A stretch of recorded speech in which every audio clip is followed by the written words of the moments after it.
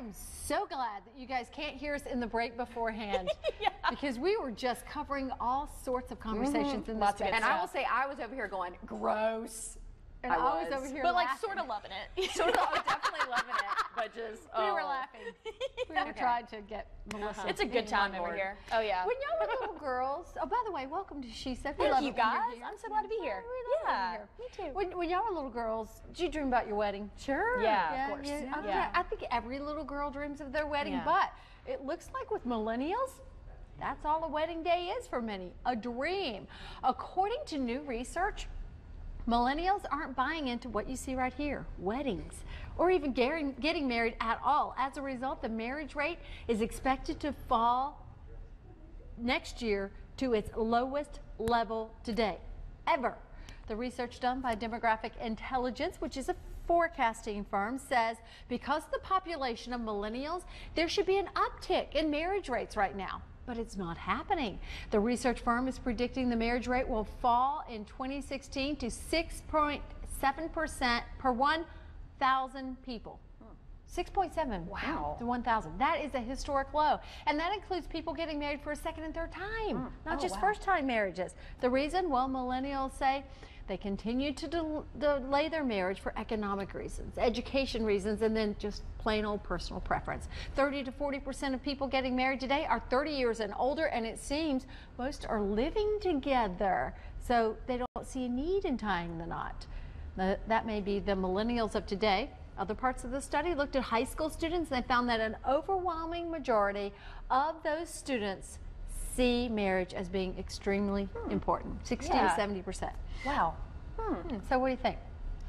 Are you surprised? I'm not surprised. I think so much of it has to do with kind of the cultural change and the idea of living together. Whereas maybe 20 years ago, that still seemed to be a little bit of a taboo thing, especially down here in the South. Yeah. Whereas now it's not as much of a taboo for people to cohabitate. It's interesting to me, and I mean, I am a millennial, I guess. I'm not married yet, but I want a huge wedding. You know, I'm so excited about it. I mean, Prince Harry hasn't called, but I know he will, and when he does, I'm ready. Prince Harry will definitely call. There is no doubt about it, Kate. You know what? It's because you got that new phone, and so I did. That's it. I know. He thought that she didn't have the new phone yet, and so that was it. I think sometimes with millennials, they're not maybe thinking through to the next kind of idea of what marriage brings. Right. And the money we talk about, you know, for financial reasons, but honestly, marriage saves you a lot of money and ideas of pensions and Social Security and 401ks. If you're just cohabitating with somebody, you don't get all those legal things. You have done your research, my friend. No, she's the consumer reporter. I'm FOX8 on your side. But really, I think maybe, you know, if you talk to somebody about that and said, well, do you realize by not legally getting married, you're missing out on all of these things? Maybe that could change opinions eventually. Until babies come along, and then it's ching. Yes, true. True. Hey, this weekend marked 10 years since the death of crocodile hunter Steve Irwin. Can you believe 10 that? years. I know, it doesn't seem like that long. I know. Well, his daughter, Bindi, she marked the day with the sweetest tribute on Instagram. Did you guys see it? She posted this photo of her dad holding her when she was just an infant. What a cutie. Above the photo, it says, "You'll be my hero for my entire existence. I love you more than words can describe." Bindi is 18 now, you guys. Can you believe that? 18. We as a family absolutely loved the crocodile hunter. I mean, my girls religiously watched it and just thought the world of him. He was awesome. He was awesome. And Bindi seems to be following right in his footsteps. But of course, her mom is not so bad either. Terry Irwin is awesome too. Yes. Do you know she said she hasn't dated since he died? Oh. Since her husband I didn't died. know that. 10 years, yeah. Wow. Well, you know what? She's probably like a cardinal. They made it for life. That's true. Yeah. You know, it's like my mom. She never dated after my dad passed away, and she's very young, in her early 50s. Right. And she's like, no, we were like cardinals. Oh, there was that's so only one for me. sweet. Yeah. The sweetest picture. I love that picture.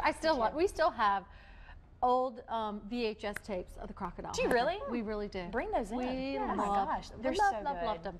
And here's something weird. My daughter got stung by a stingray the week before he was stung, but hers went through her foot, her ankle. Yeah. And then after that, she's like, "Mom, I'm so lucky." Yeah. No, that can be very scary. But okay, well, thinking about crocodile hunter is a good thing. Yes. Yeah. Screen time. We're talking TVs, computers, laptops, tablets, smartphones, on and on and on. Could you go 2 days without all of those things? 2 days. Yes. 48 hours. I think so. Challenge Probably accepted. on the weekend. I'm not. yeah. It's okay. It's okay. Not today. Okay.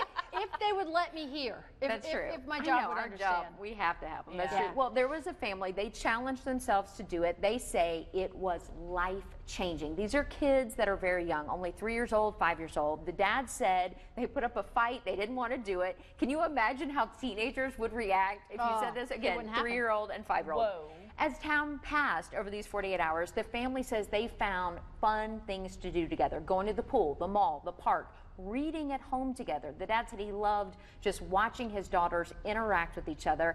He was there to enjoy it, he said, instead of constantly checking his phone, looking for things, watching football games.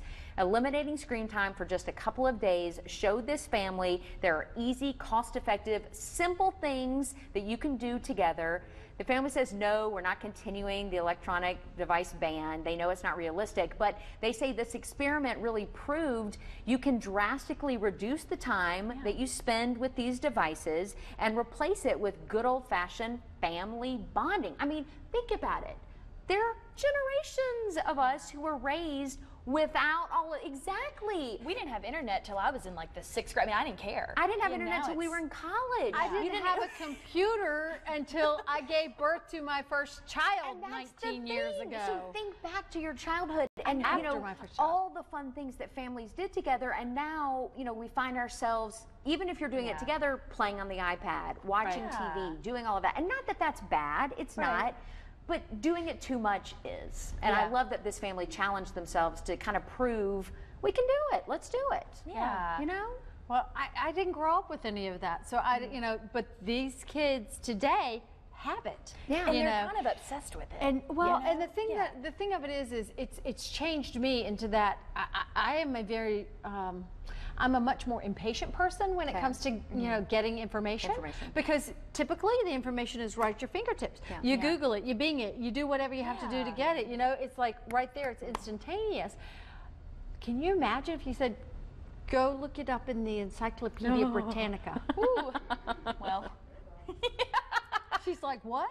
Like what? But you know what? I think it's good because you do see these families and the kids are all in the car going on trips and they're not talking. Yeah. And when we were kids, we talked and we would play games on the road. Right. And I felt closer to my parents and my siblings because of that. We you did know? too. We played the 50 states, even with my girls when they were little, because we didn't have these when they were little. Right. So we played, I think 50 we can bring states, it back. license plates Again, and- we don't have to ban them completely, but let's do what we can to just decrease the time.